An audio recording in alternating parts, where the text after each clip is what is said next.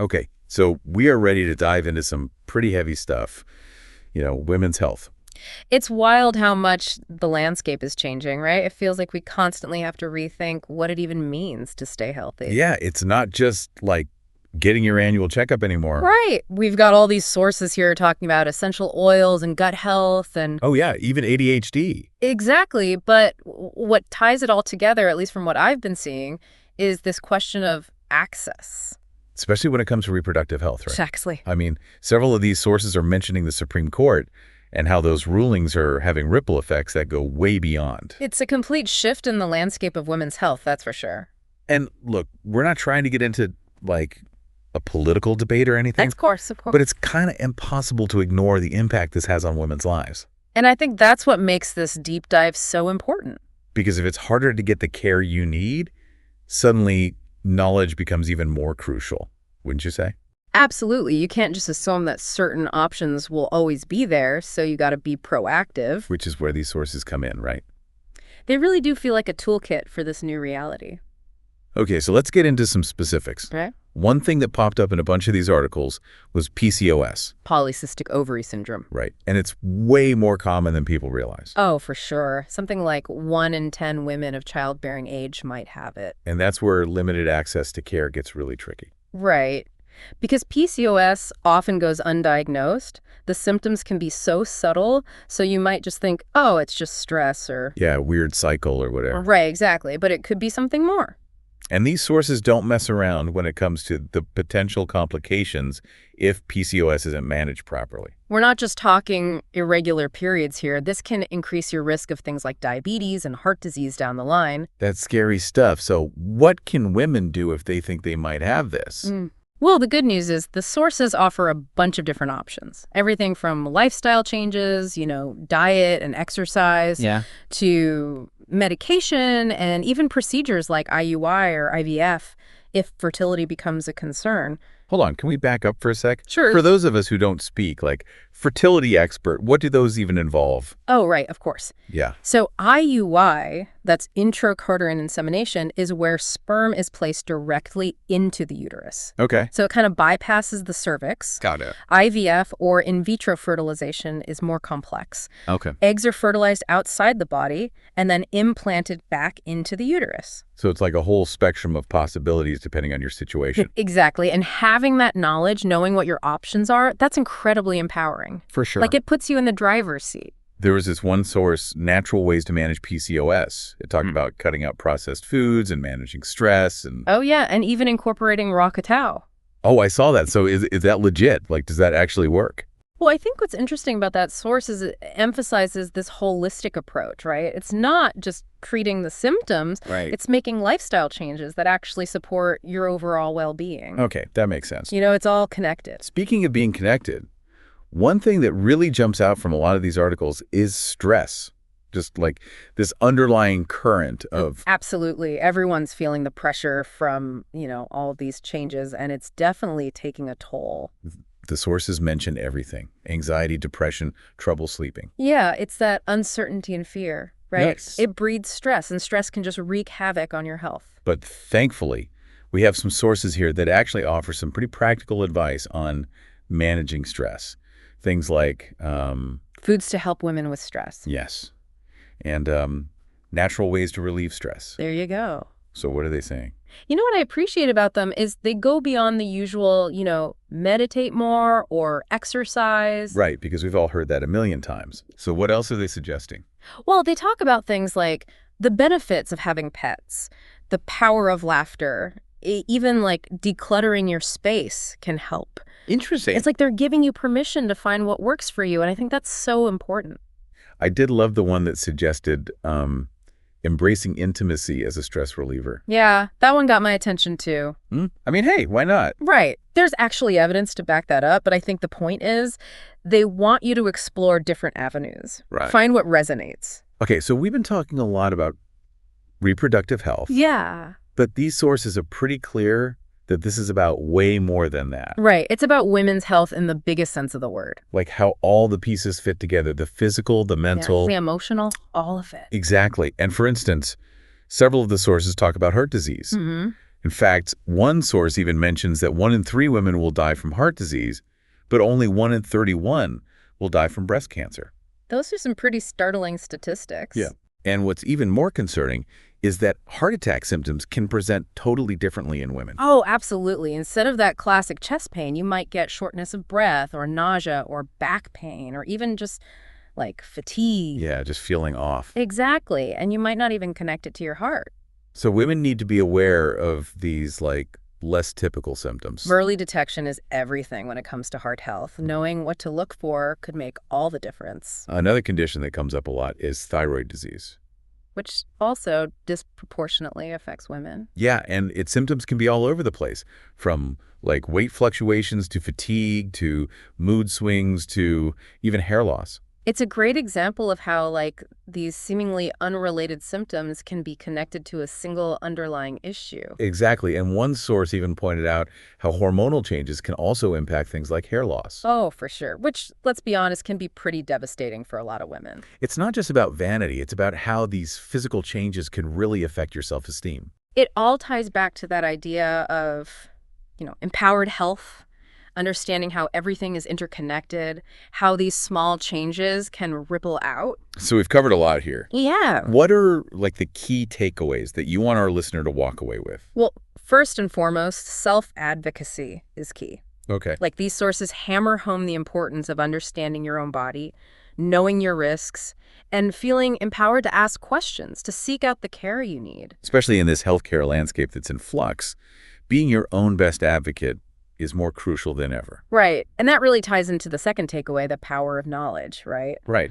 These sources really prove that information is power. So let's throw in a few concrete tips that our listener can use right now, what are some things they should be looking out for? Okay, great. So one source, signs you need to visit your OB/GYN. It's got this great checklist of symptoms that should prompt a call. Okay, like what? Things like bleeding between periods, pelvic pain, any unusual discharge. Yeah, that's good to know. Another source, Self-Care for Women's Health, highlights the importance of things like hydration and sleep. Yeah, those are so basic, but they make a huge difference. Right, but we forget about them. We do. It's about those small steps. Okay, so to wrap this part up, it's clear that women's health is, complicated. Multifaceted. Multifaceted, thank you, and always changing. But in the midst of all that change, one thing remains constant. Knowledge is power. Yes. By understanding your body, advocating for yourself, and seeking out good information, you can take control of your health and navigate this new era with confidence. That's a great point. Now, before we move on to part 2, let's leave our listener with something to think about. Okay. We found several sources that mention essential oils for PMS relief. Oh, interesting. What about it? Well, it got me thinking, in a world where access to more conventional healthcare might be limited, could these alternative therapies gain even more importance? That's a great question, and it speaks to the fact that healthcare is always evolving, and we need to stay open to different approaches. Exactly. We'll dive into that and other fascinating topics in part 2 of our deep dive. Stay tuned. That question about alternative therapies is so relevant right now, especially with everything else going on. Well, yeah, because we've got all these sources talking about essential oils, especially for PMS and period stuff. Exactly. Like this one, 11 essential oils for PMS and period health. It lists a whole bunch, everything from bergamot to clary sage. Yeah, clary sage for hormonal balance, and even ginger. Oh, yeah, for cramps and nausea, right? Yeah, exactly. Is there any science behind this, or is it all just, vibes? Some of these oils have been used for centuries in traditional medicine. Really? So there is accumulated knowledge there. It's not just some fad. Okay, but that doesn't automatically mean it works, right? Right. You always have to be critical, do your research. Not all essential oils are created equal. And some can even be harmful if not used correctly. Exactly. One of the sources cautions about skin irritation and really stresses diluting them with a carrier oil before topical use. So, don't just slather it on straight. Exactly. And if you're using it internally, make sure it's food grade. Okay, safety first, got it. Definitely. Speaking of responsible health practices, a lot of these sources are really big on self-exams, especially for breast health. Yeah. One source even suggested women start those in adolescence. Really? That seems kind of young. Yeah, it might seem early, but the logic is the sooner you start, the more you get to know your own body. So you're more likely to notice changes. Right. It becomes part of your routine. And the source even says the best time is after your period ends, when your breast tissue is less tender. Oh, that's smart, because early detection is so key with breast cancer. And self-exams can help with that. Absolutely. Okay, let's talk about something a little less talked about. Vaginal discharge. Not exactly dinner party conversation, but definitely important. Yeah, so how do you know what's normal and what's not? Well, one source, Understanding Your Vaginal Discharge, really breaks it down. It talks about how the amount, the color, the consistency, all that can change throughout your cycle. So it's not just like one standard. Nope, not at all. The source even mentions a little blood in your discharge is totally normal around your period or even mid-cycle. Which is probably reassuring for a lot of women who freak out about every little thing. Totally. It's about understanding your body and not overreacting to what's natural. But it also lays out the signs of abnormal discharge, right? Like if it has a strong odor, or it's green or yellow or... Yeah, or cottage cheese-like, that's a red flag. Definitely a sign to see your doctor. Exactly. Another topic that comes up a lot is irregular periods. Right, which can be a sign of so many things, hormonal imbalances, thyroid issues, even some cancers. So how do you know if it's something to be worried about? Well, this source is Your Menstrual Cycle Normal.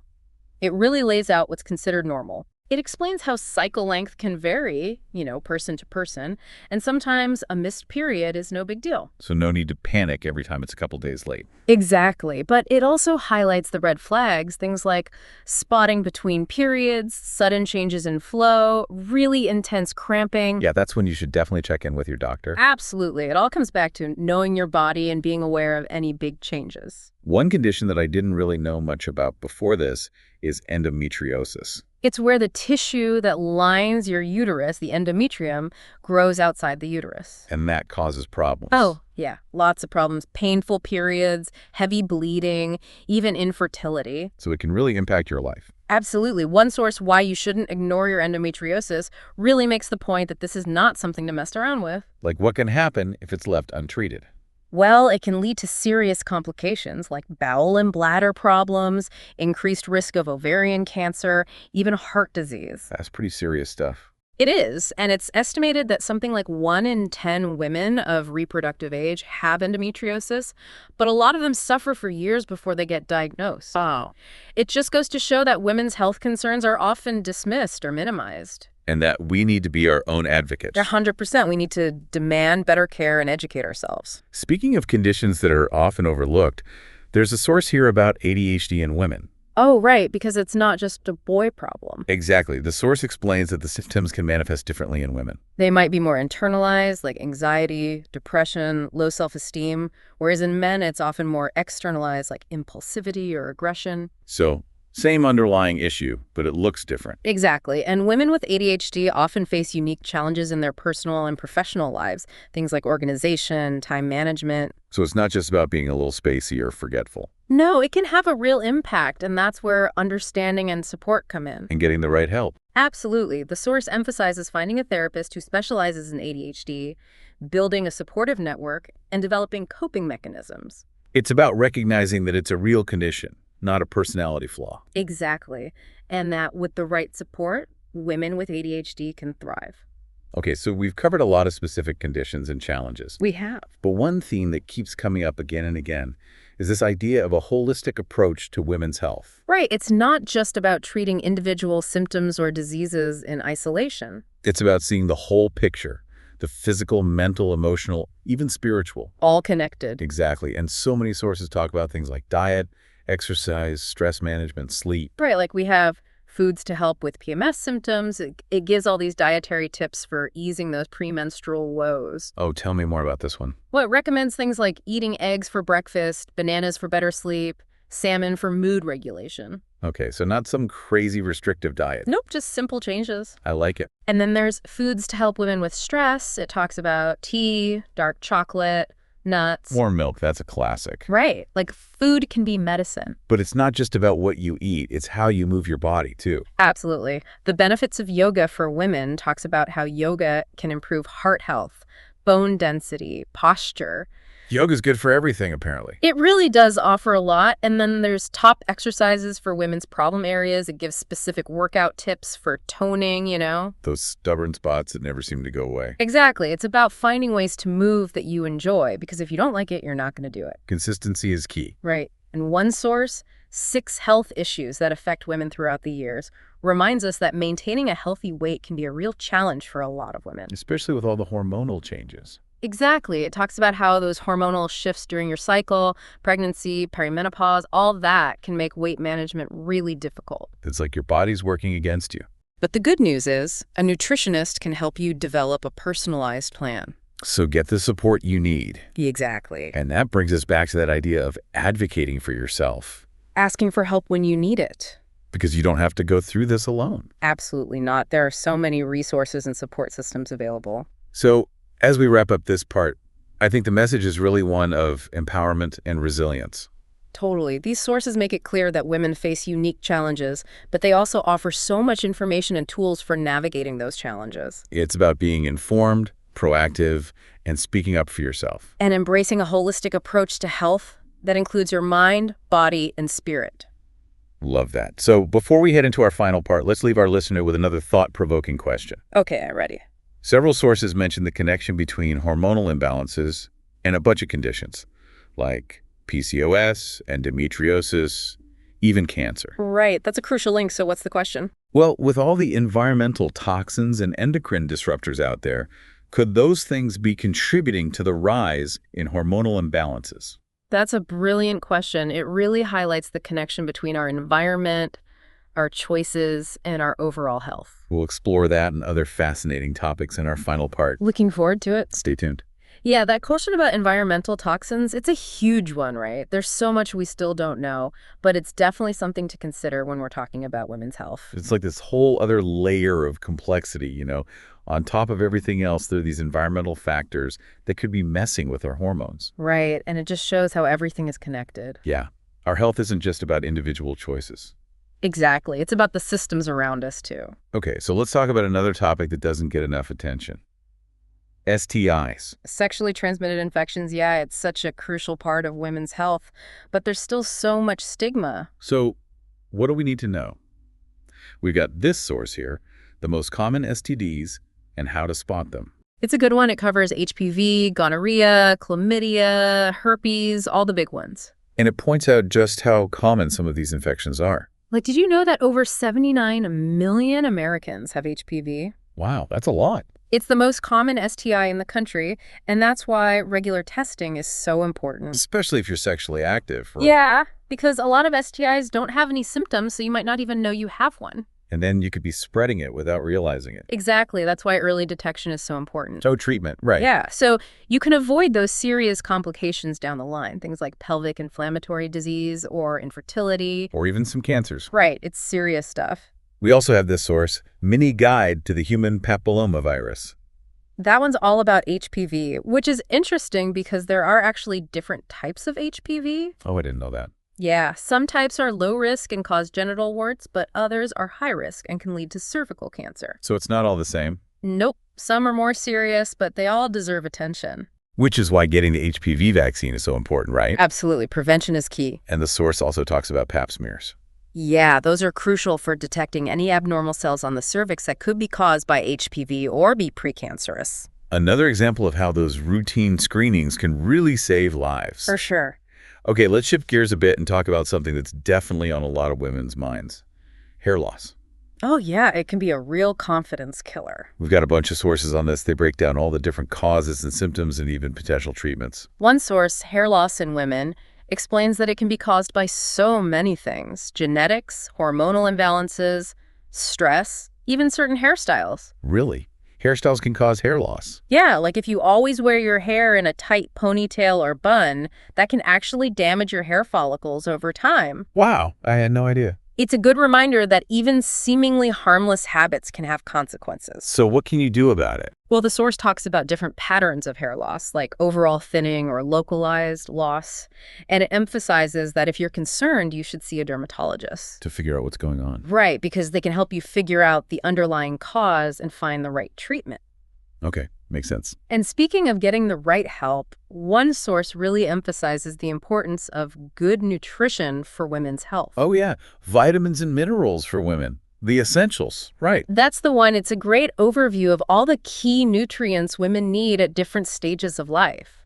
It's amazing how much our needs change, you know. It really is, and the source highlights how important those nutrients are for everything. Bone health, hormones, energy levels, immunity. You're what you eat, right. Basically. But sometimes it's not enough to just eat healthy, right? Like, what about supplements?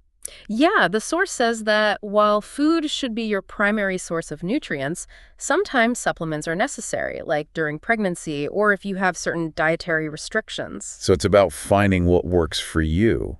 Exactly, and that brings us back to that idea of empowered health, which is really what this whole deep dive has been about. Right, being informed, proactive, advocating for yourself. And taking control of your health. So, I think the key takeaway from all these sources is this. You are the CEO of your own body. I love that. You have the power to make informed decisions, to ask for what you need, and to prioritize your health and well-being. Couldn't have said it better myself, and I would add, never underestimate the power of knowledge, community, and self-care. Those are the foundations of a healthy life. Absolutely. And with those in place, women can thrive at every age. Well said. Thank you for joining us on this deep dive into women's health. It's been a pleasure. We hope you learned something new, felt empowered, and maybe even got a little inspired. Until next time, stay curious, stay informed, and stay empowered. We'll see you then.